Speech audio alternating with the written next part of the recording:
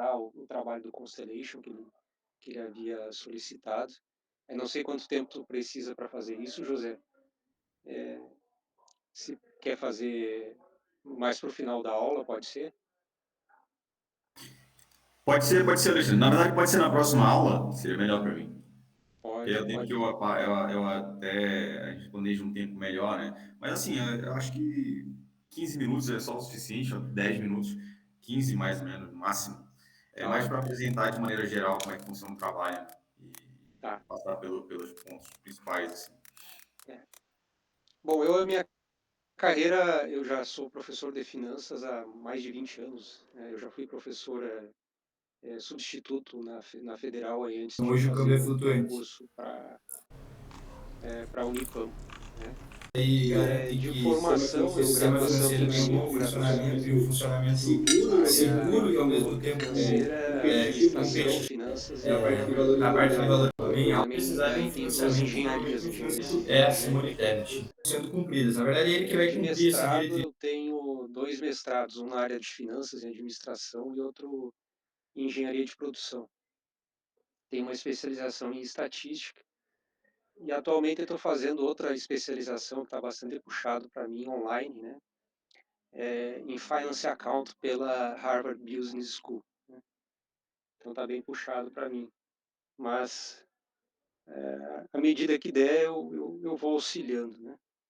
Até recentemente tive o meu melhor trabalho da carreira publicada na Finance Research Letters, que é atualmente a revista de finanças com maior impacto global, né, pelo critério citações. Então é a revista mais lida no mundo e agora vai sair a próxima edição com um trabalho desenvolvido da tese de doutoramento, que é a análise de investimentos, em que é uma técnica quantitativa com uso de redes neurais artificiais no software R, né? E também tem um pouco mais de experiência com o pessoal da USP, lá na parte de valuation, com o professor Asaf Neto, provavelmente o principal nome aqui no Brasil. Então, em síntese, isso sou eu, né? Bom, por talvez um pouco de diferença de geração e, e de forma, minhas aulas são bastante teóricas, né? Então, eu gosto muito que o pessoal traz aí do mercado. Eu também já fui analista de investimentos há muitos anos atrás, há mais de uma década atrás, né? Então tinha a CPA 1, 2, a PQO, e aí na parte de certificação, então eu parei, né? Hoje eu só trabalho para mim em termos de gestão de recursos. Mas o que eu mais adoro é estudar dinheiro, né? Bom, eu vou começar compartilhando o material. Então a tela inteira aqui. Você está gravando, né, Romulo?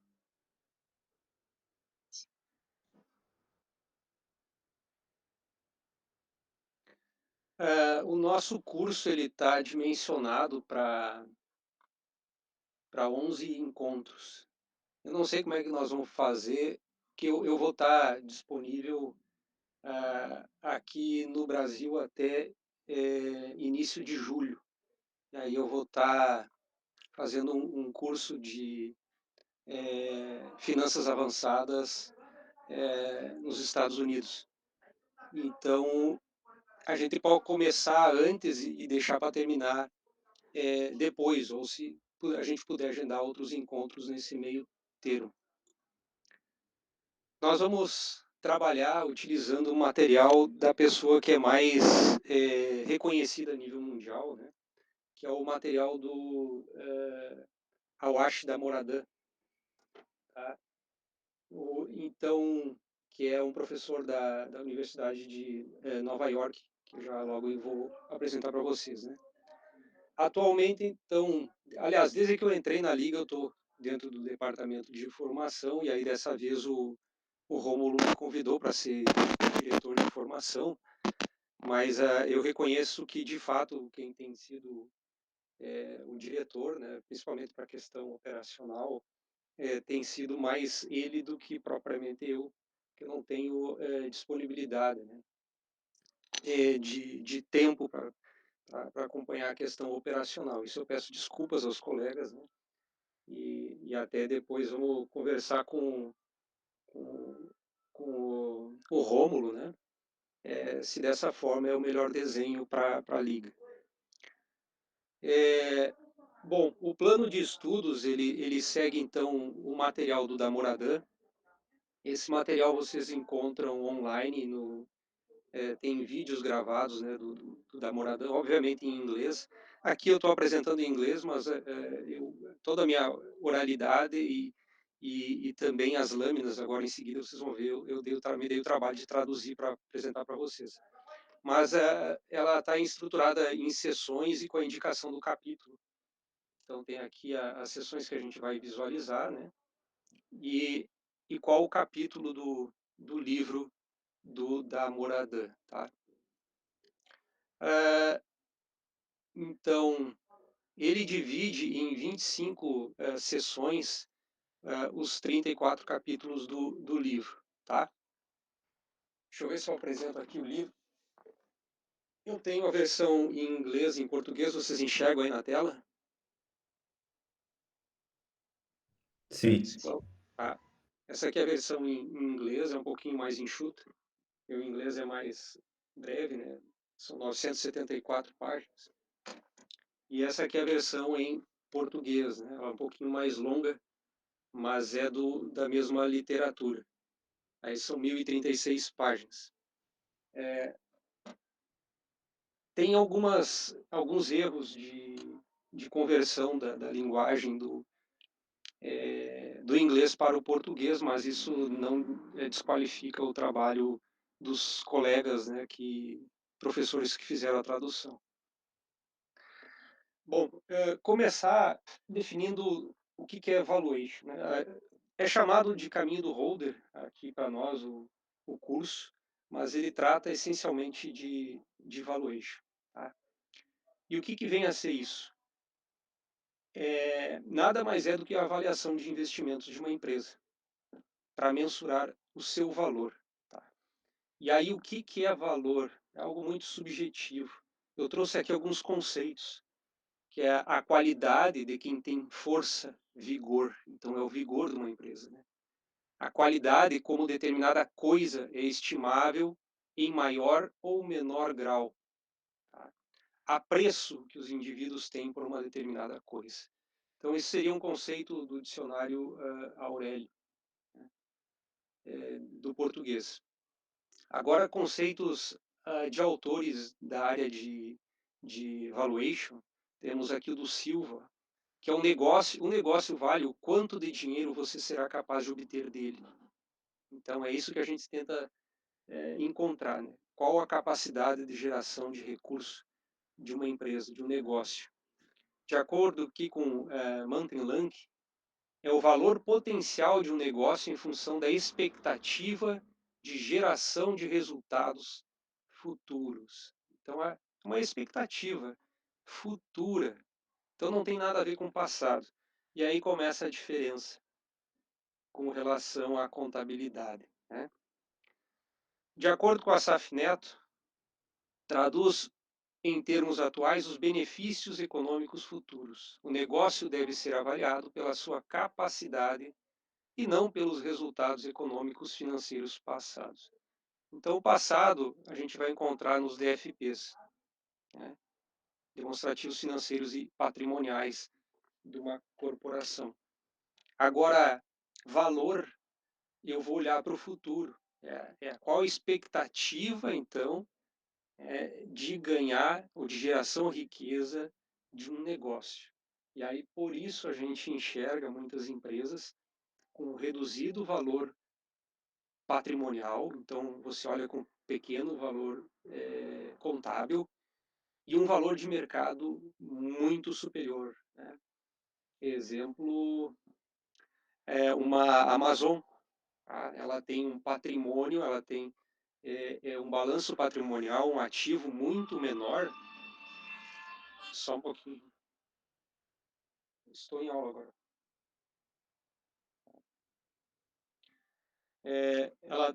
A Amazon tem um ativo muito menor contábil do que comparado ao Walmart, que também é uma loja de varejo, né? Enquanto uma é loja física, então tem muita estrutura física, a Amazon ela é basicamente um e-commerce. No entanto, se vocês olharem o valor de mercado dela, da Amazon, ela é muito superior ao valor do Walmart. Por quê? É uma bolha, né? Você olhar, ela é uma expectativa, é uma esperança. As pessoas esperam ganhar dinheiro com aquele negócio no futuro, tá? Então aqui está a literatura básica que a gente vai trabalhar. Ó, o primeiro aqui está maior, que é a versão em inglês, que para quem for da área é o melhor livro, tá? Quem for trabalhar com a área finanças, dado que o da Moradan é tido, né, como principal nome na área financeira. Por incrível que pareça, é um cara que escreve muito pouco. Tá? Pesquisar em termos de artigos, eu achei 2 ou 3 artigos só escritos pelo da Moradan, o resto são livros, o que é bem diferente para nós aqui no Brasil. Para ter uma carreira de sucesso, você tem que produzir artigos, né? A versão do mesmo livro, Valuation, em português, tá? Vocês encontram no site da Amazon, tanto do o Investment Valuation quanto avaliações de investimentos. Tem essa versão aqui resumida, que ela é mais executiva, então tem menos cálculo, tem menos demonstrações e ela é mais textual, então de uma forma introdutória, né, para um curso executivo. Aí de 1000 páginas cai para cento e poucos. Eu também tenho essa versão, acho que até tenho 2. Ah, outro livrinho interessante, esse aqui do Carlos Patrício Samonês, Investimentos e Geração de Valor, que é um professor da PUC-Rio, se não me engano. Tá? E esse outro livro também é bem interessante, porque ele traz um modelinho em Excel. O pessoal gosta muito de trabalhar com Excel, né? A gente percebe, há 2 anos na Liga, o apreço que o pessoal tem pelo uso do Excel, tá?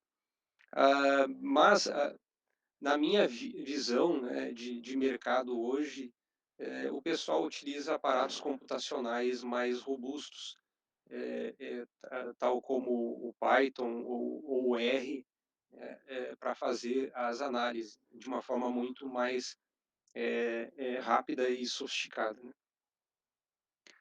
Mas é um livro bastante interessante. Bom, então, começando a falar um pouco aqui, uma reprodução da aula de Awash da Moradan, então, no caso do valuation, em que a primeira sessão ele apresenta a lógica para fazer a avaliação, bem como as questões de viés, complexidade e incerteza que atormentam. Então, como eu estou olhando para o futuro e ninguém tem uma bola de cristal, né? O melhor, historicamente, a pessoa que maior capacidade teve de enxergar o futuro chamava-se Nostradamus, isso na Idade Medieval. Tá? E então é uma bola de cristal. Ninguém tem uma bola de cristal. E isso é a grande fragilidade do valuation, da avaliação de empresas. A gente prevê o futuro. Tá? Eu esqueci de comentar com relação à avaliação, quem for fazer, né, já que é livre, você pode estar no iniciante e fazer o valuation. No final do semestre tem que fazer a avaliação de uma empresa. Tá? Então, esse é o critério de aprovação no curso, além da presença. Né? À medida que a gente vai avançando, eu costumo dar alguns exercícios para vocês treinarem, né, de como montar o relacionamento matemático das equações. Ele traz, na abertura do livro, essa imagem que é bastante clara na mensagem, né? Que uma centena de camundongos não pode estar errada. Então, a ideia do Maria vai com as outras, né? O mercado está indo para um sentido e aí todo mundo se atira naquela direção. No entanto, ó, pensávamos que estávamos no topo da oitava entrada quando estávamos na parte inferior da nona, né? E mostrando que eu acredito, posso acreditar que eu estou no topo e na verdade eu estou no fundo, tá? Ou seja, o mercado erra em massa e já errou sério a nível de massa globalmente. Exemplo, o crack da Bolsa de Nova York em 1929, tá? Vários outros, como a bolha do mercado imobiliário americano, a crise do subprime em 2008, né? E, e assim é bem comum acontecerem avalanches de erros, né? Então, existem alguns mitos na avaliação que eu costumo trabalhar seguindo o roteiro do Tawashi Moradan, né? O primeiro mito é que uma avaliação é uma busca objetiva pelo valor verdadeiro. Tá? Não existe valor verdadeiro. Toda avaliação ela é tendenciosa, né?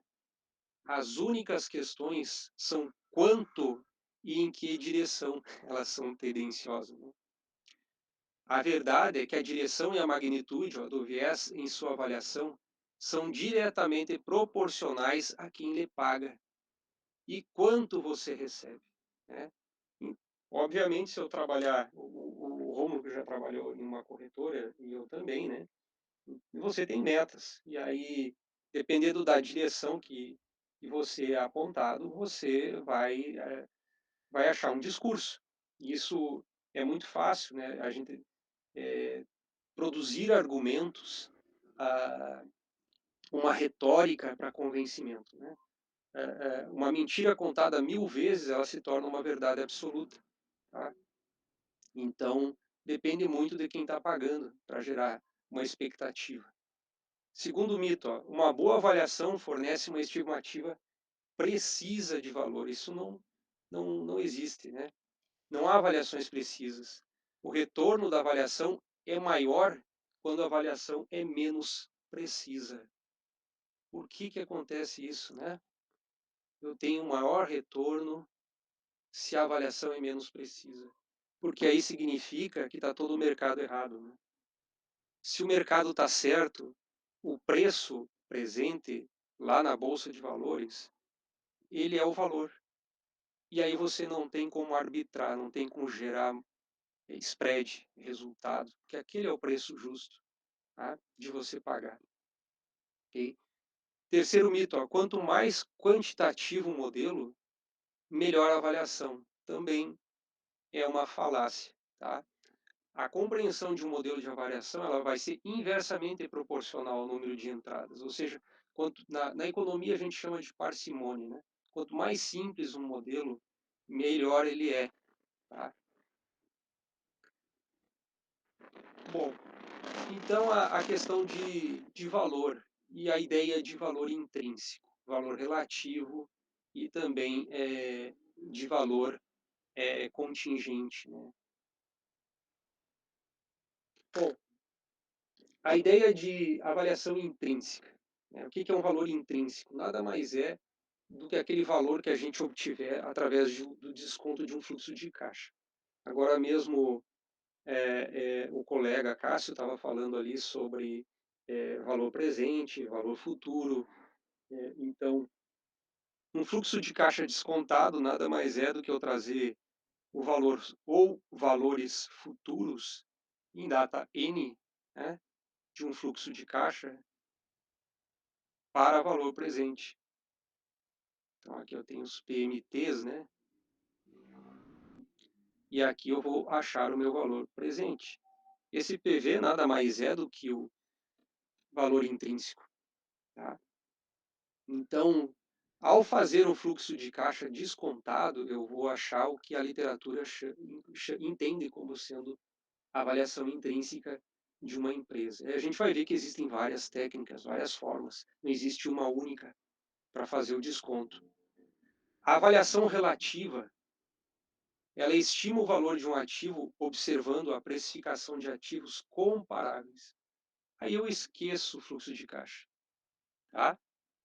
Que eu vou utilizar a comparação. Eu vou olhar para os meus vizinhos, né? E eu olho, o meu vizinho tem uma casa melhor do que a minha, eu estou mais pobre do que ele, né? Ou a minha casa é melhor do que a dos meus vizinhos, eu sou o rico do bairro. Então essa é a avaliação relativa, em que a gente considera lucro, tá? O caixa, o valor contábil, as vendas, né? Isso é uma avaliação relativa. Né? Vocês escolheram uma profissão. A minha escolha ela foi bem sucedida. Se a gente olhar na média o salário de um engenheiro, de um economista, quanto é? Exemplo, um engenheiro, o salário mínimo é 8 mil, 8 salários. Isso dá o que hoje 10 mil reais. Tá? E aí você compara com o seu vizinho, e você tem no bairro um juiz cujo salário dele é sabidamente pelo menos 40 mil reais, então você fez uma péssima escolha, né? Dentro de uma avaliação de investimento, sabendo que tempo é dinheiro, né? E você investiu o seu tempo em ganhar dinheiro em algo que dá menos dinheiro. E a mesma situação a gente escolhe na avaliação de uma empresa. A gente tem milhares de empresas no Brasil e a nível de mundo. Em essência, só existe um vencedor no mundo, que é aquela empresa que ganha mais dinheiro. Os demais, dali para frente, os outros 7 bilhões, são perdedores, né? Porque estão relativamente pobres em relação ao primeiro. Né? Então, numa avaliação relativa, é isso que a gente utiliza. E a avaliação por sinistros contingentes, ó, usa modelos de precificação de opções para medir o valor de um ativo que compartilha características de opção, né? Então, tudo na vida são opções, a gente costuma dizer, né? São escolhas, tá? Eu posso usar o mesmo exemplo que eu disse ali da escolha da profissão. Ao abrir uma porta, eu sei que vai ser difícil eu voltar para escolher outra porta dentro da mesma, do mesmo nível de tomada de decisão, tá? Em ativos financeiros, as opções são uma espécie de derivativo. Mas em avaliação de empresas existem também o que se chama de opções reais, né? Então você optar entre comprar uma máquina ou entre trocar ou entre fazer um upgrade dela, né? Como um carro, você pode comprar um carro zero, pode comprar um usado e trocar com mais frequência. Então são opções que a gente toma ao longo da vida, né? No nosso curso, a gente não vai trabalhar as técnicas B e C, tá? A técnica B, vocês visualizam lá em Fundamentalista alguma coisa. A técnica C, a gente não tem, por enquanto, previsto uma agenda na Liga trabalhando esse tipo de técnica, né? É algo que a gente precisa explorar mais.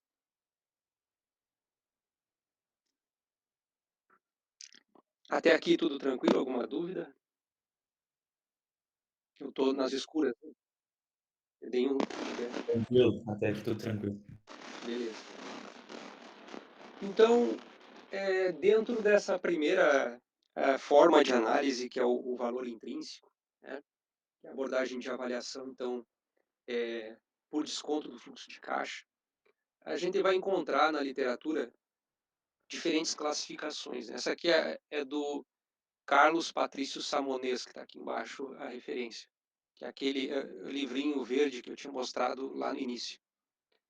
Ele apresenta 5 variantes de cálculo, então, do valor intrínseco, que seria ali o modelo de fluxo de caixa livre descontado, o modelo do lucro econômico ou valor adicionado, a avaliação por múltiplos, o fluxo de caixa de dividendos descontados e também o modelo de avaliações por opções reais. Tá? Já outro livro, que é o do Serra e do Wickert, ele traz mais técnicas, né? Então, se a gente abrir diferentes literaturas, vocês vão encontrar muitas. Portanto, não tem uma única Verdade, né. O valor contábil, seria a primeira técnica de abordagem de avaliação, eu simplesmente olhar o balanço patrimonial olhando o passado da empresa, e por incrível que pareça, 90% das transações são feitas com base no valor contábil, porque as empresas, eh, se nós olharmos o universo do Brasil, né, a Bovespa tem 500 empresas. Não sei quantas empresas tem em Santa Maria, mas Alegrete tem cerca de 20.000 empresas. E é uma cidade de 70.000 habitantes e tem 20.000 empresas. Ou seja, tem 40 vezes o número de empresas da Bolsa de Valores, tá? E elas não têm capital aberto. E aí, qual é a métrica para saber o valor da empresa? Normalmente é o valor contábil, ou o valor ajustado, né? Então, principalmente empresas de capital fechado, é a principal ponto de partida para você avaliar uma empresa. Já para capital aberto, né, ela já não é uma técnica muito utilizada, tá? Mas também é utilizada como uma referência para saber qual a mais-valia que você está obtendo de uma transação, de uma negociação com aquela empresa, né? Como, por exemplo, ao fazer fusões, né, ou aquisições. A avaliação relativa, então, existem múltiplos de mercado e múltiplos de transações, então, baseado em índices de mercado, e aqui baseado em atividade, né, em lucro, em liquidez, em endividamento da empresa. Tá? Esses dois aqui estão lá na análise fundamentalista que a gente trabalha aqui na Liga. O fluxo de caixa descontado, que aí vocês vão ser apresentados comigo, dos acionistas, de dividendos, tá? A gente vai mostrar que tem vantagens e desvantagens de uma em relação à outra, e como eu coloquei no início, depende muito de quem me paga, né? E de qual a retórica que eu tenho que contar, tá? Eu posso alterar a técnica e tá tudo certo, porque eu estou dentro das regras, né? E assim eu vou aumentar o preço, o valor, né? Ou reduzir o valor conforme a expectativa que eu quero gerar no mercado, né? O fluxo de caixa para os investidores, que é diferente dos acionistas, né? Uma coisa é você olhar de fora a empresa, e aí você olha o todo, né? Olha o ativo dela, né? E já para os acionistas você olha o patrimônio, que aí tem que descontar o que se tem de liabilities, né? Ou obrigações, o passivo. O 4 é o fluxo do lucro residual, que é o EVA, Economic Value Added, né, ou seja, valor econômico adicionado, e a gente vai ver um pouquinho aqui também de como que se monta, como que se chega ao EVA, e o valor presente ajustado, Adjusted Present Value, também é uma técnica bastante utilizada e que a gente aqui vai ser apresentado. Então, essencialmente, o nosso curso, ele remonta sobre essas 5 técnicas que estão aí, tá? Apresentadas por Serra e por Wickert, apesar de nosso livro referência ser o Valuation, porque tem todas essas técnicas no livro do Damoradan, né? Como eu disse, são 34 capítulos e nós vamos ter 10, 11 encontros, né? O semestre passado teve só 10, eu preparei 11 aulas, e aí tinham nessas 11 aulas 15 capítulos de 34. Então, a gente não consegue explorar tudo num curso só, e ainda assim é muito rápido, é muito tangente, né? Bom, então as bases da questão, né, da abordagem de avaliação. O uso de modelos de avaliação nas decisões de investimento, ou seja, nas decisões sobre quais ativos estão subavaliados e quais estão superavaliados, são baseados em uma percepção de que os mercados são ineficientes, tá? E cometem erros de avaliação. Ou seja, Para mim ganhar dinheiro, quanto mais errado tiver o mercado, de acordo com o valor intrínseco, maior a minha chance de ganhar dinheiro, né. E eu vou partir dessa premissa, porque senão não preciso fazer valuation, né, é só olhar o preço lá que eu já sei quanto vale uma empresa, tá. Então desconto de fluxo de caixa, o que é? Na avaliação do desconto de fluxo de caixa, é o valor presente dos fluxos de caixa esperados sobre o ativo, tá?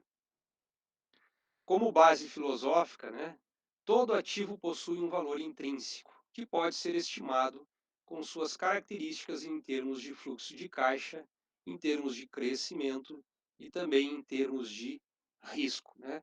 Tem negócios, eu vi ali o Cássio falando um pouco sobre risco, eh, no mercado, né? E aí tem risco sistemático, risco não sistemático, que a gente vai ver, tem risco país, tem risco do negócio, tem negócios, atividades que são mais arriscadas do que outras, tá? Exemplo, a agricultura é um negócio mais arriscado do que um varejo. Né? Por que, que é mais arriscado? Porque o armazém é o céu aberto, né? Não tem proteção a intempéries, e aí da seca, da tempestade, de repente você perde o seu estoque, tá? Ah, e assim a gente também percebe que é uma indústria ou setor de alta tecnologia tem características diferentes de risco e de crescimento, né? O porte também, o tamanho da empresa, a idade dela, né? A questão de profissionalismo da gestão, isso tudo gera riqueza e a gente vai ver que na avaliação de uma empresa a gente tenta mensurar isso, tenta transformar em um número, né, para obter o valor intrínseco, né? Então, informações que a gente precisa para fazer um bom fluxo de caixa, ó, é a estimativa da vida útil do ativo ou da empresa.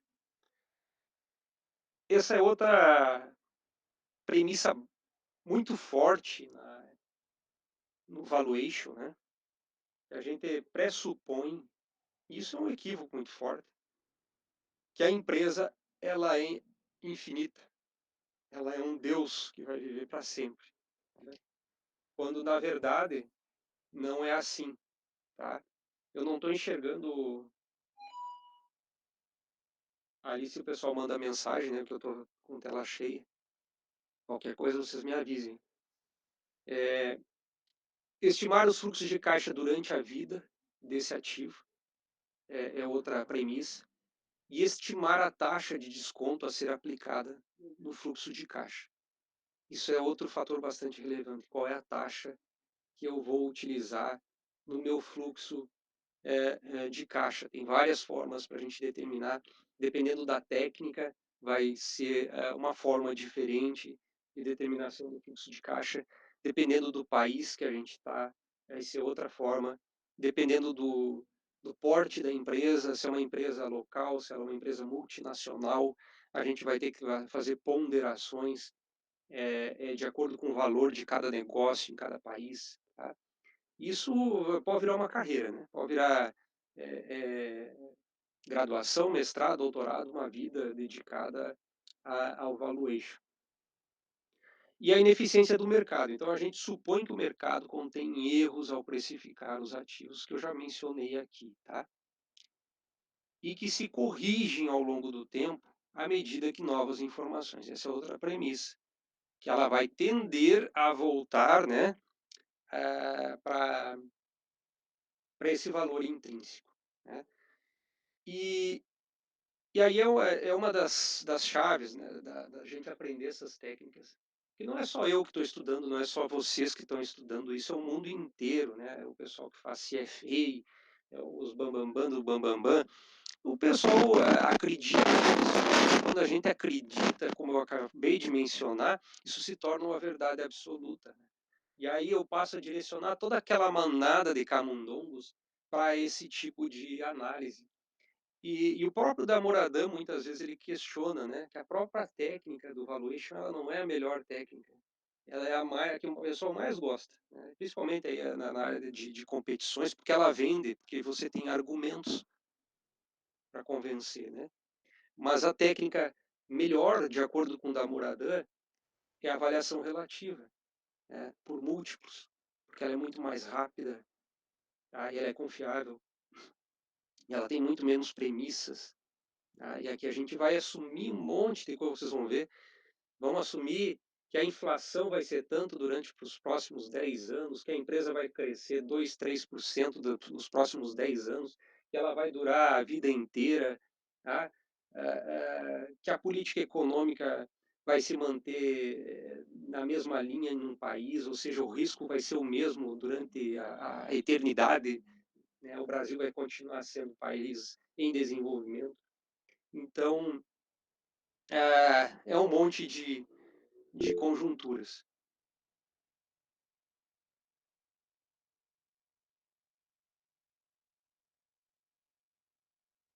Uhum,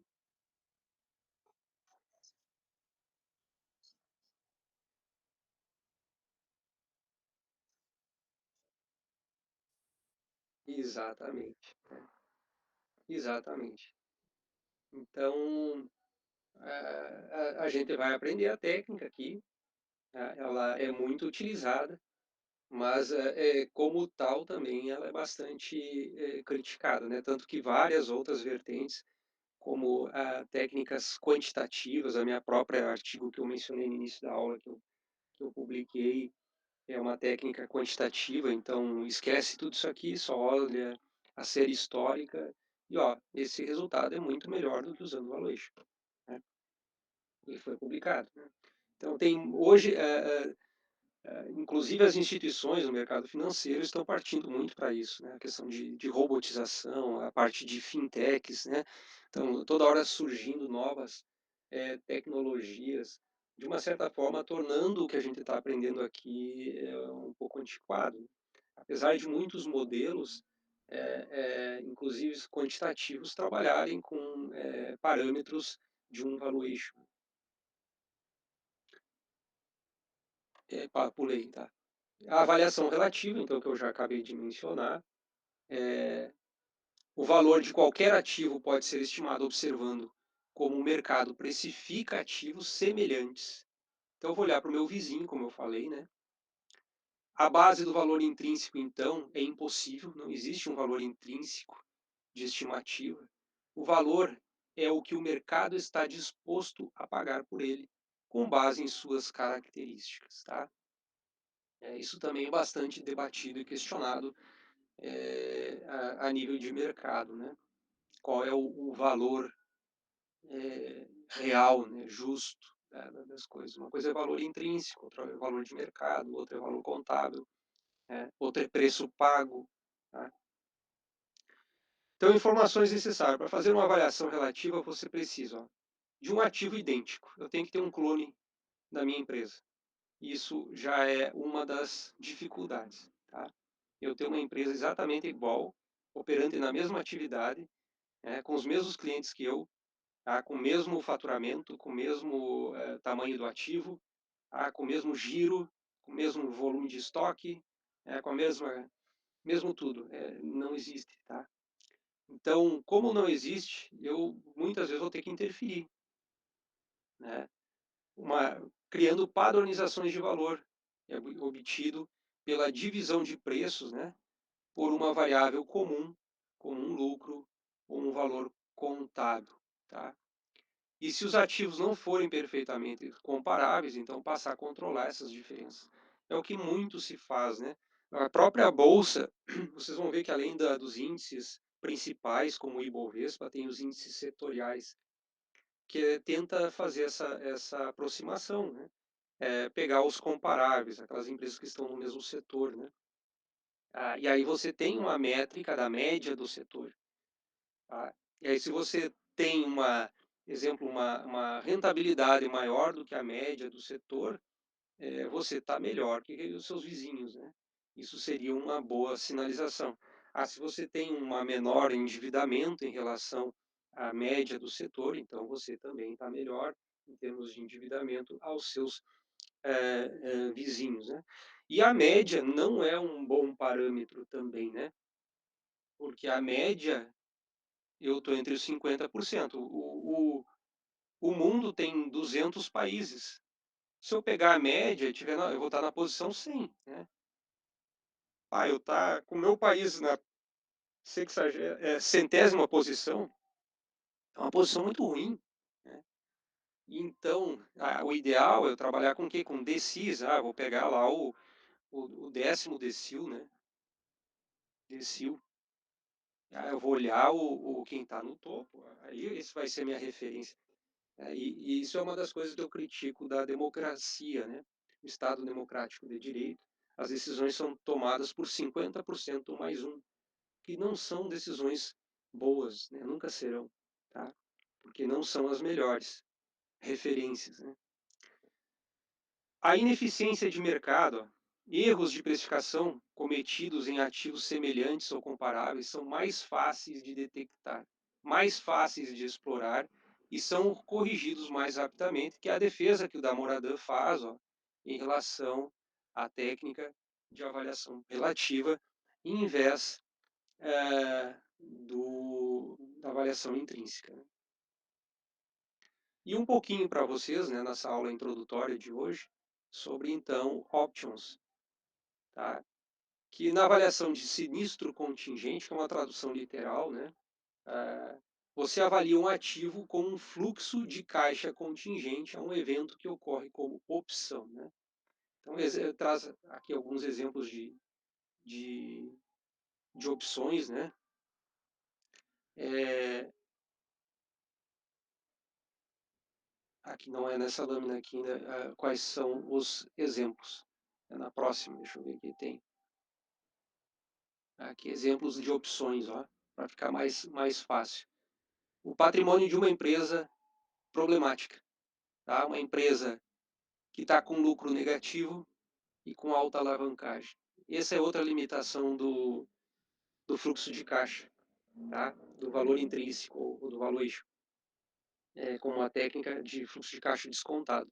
Quando a empresa tem lucro negativo, e aí eu vou calcular o valor presente, ele vai ser negativo, e aí eu vou pagar menos, me entrega a empresa, me paga para mim comprar a tua empresa, tá?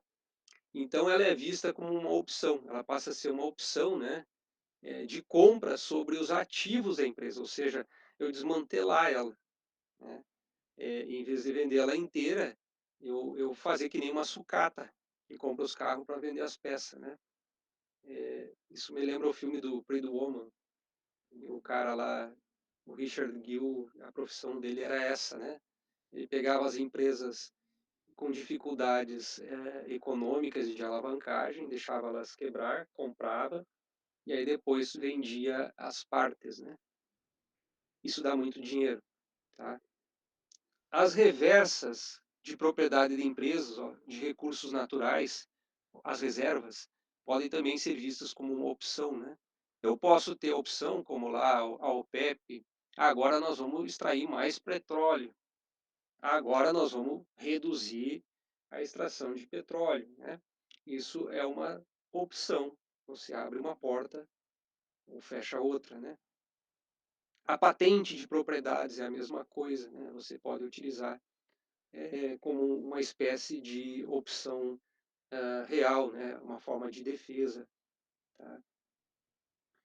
Também os direitos possuídos de uma empresa para expandir um investimento existente em novos mercados ou novos produtos, tá.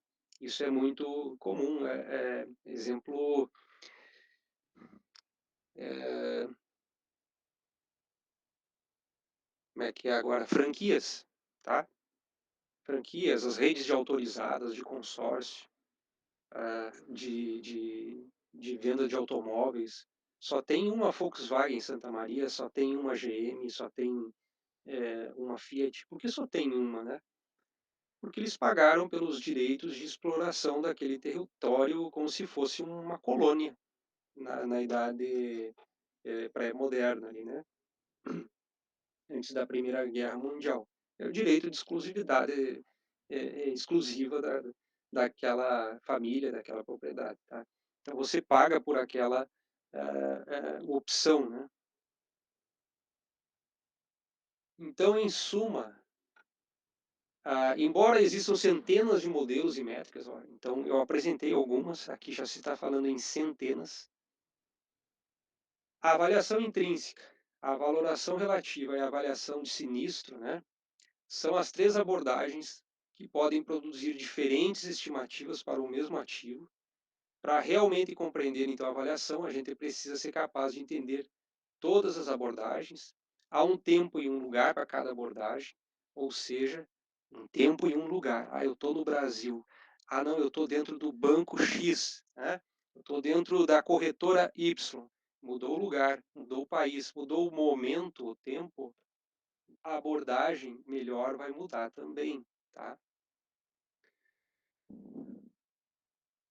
E aqui a literatura da aula de hoje, né?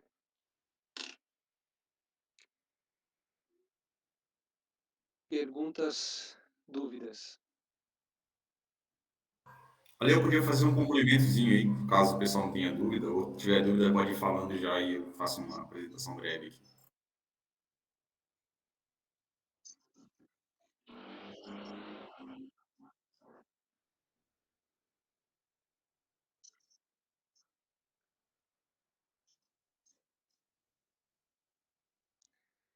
Eu trabalho com R, né? Mas aí muda a técnica. Ela sai do valuation em si, né? Para ser uma técnica quantitativa.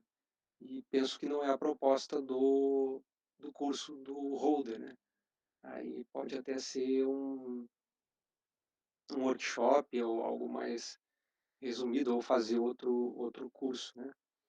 À medida que a gente vai avançando, vai complicando. Pode ver, eu não mostrei número nenhum aqui, né? Não mostrei equação nenhuma ainda, né?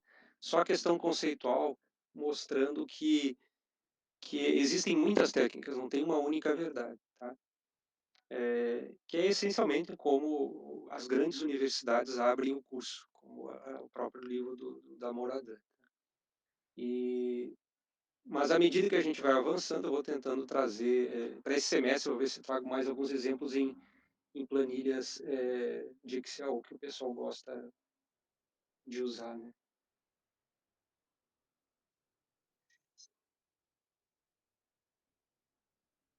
Mais alguma coisa? José, fica à vontade.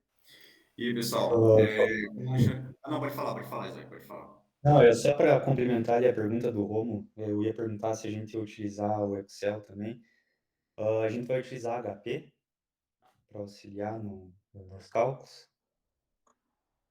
HP sempre é um material de trabalho que nem um pedreiro sem uma colher, né? Então, quem for da área financeira é algo de bolso, tá? Ou pelo menos no celular, um emulador ali, né? Que é o que o pessoal tem bastante hoje, né? Mas o que eu vejo, e até o sentimento do José, né, no semestre passado, o pessoal gosta de planilha, né?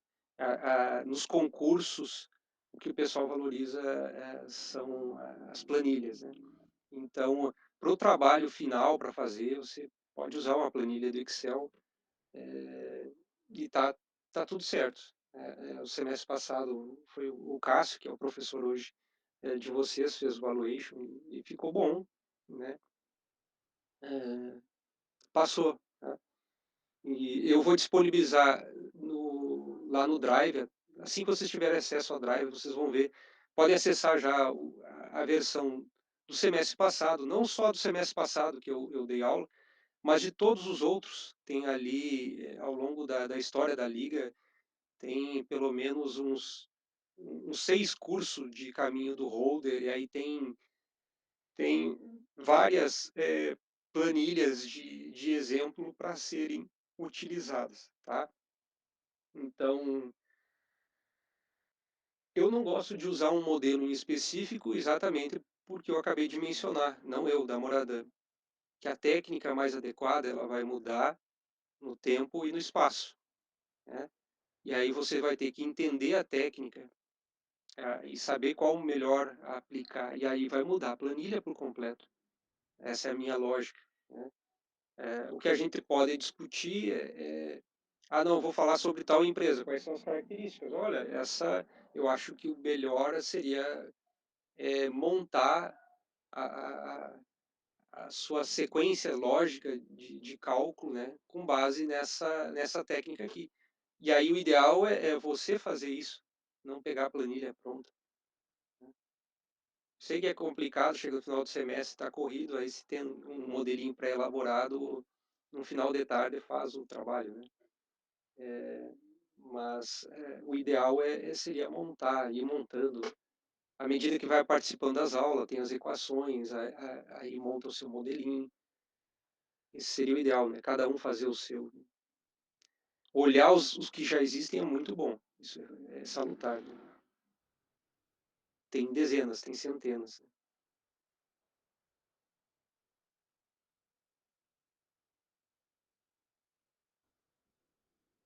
Pode falar, José. Então, pessoal, eu vou falar rapidinho aqui sobre o que o Ale estava dando aula aí, é só ilustrativo. Ele deu ele vai falar isso de forma muito mais específica ao longo das aulas, obviamente, mas eu só complementar um pouquinho a aula dele aqui com o que eu tinha feito para o desafio da Constellation, né, que é o que eles pedem, basicamente, é o que a gente está aprendendo aqui. Vou compartilhar a tela aqui, rapidinho. Vai durar mais de 5 minutos aqui, cara. É só para mostrar algumas coisas. Trava o computador.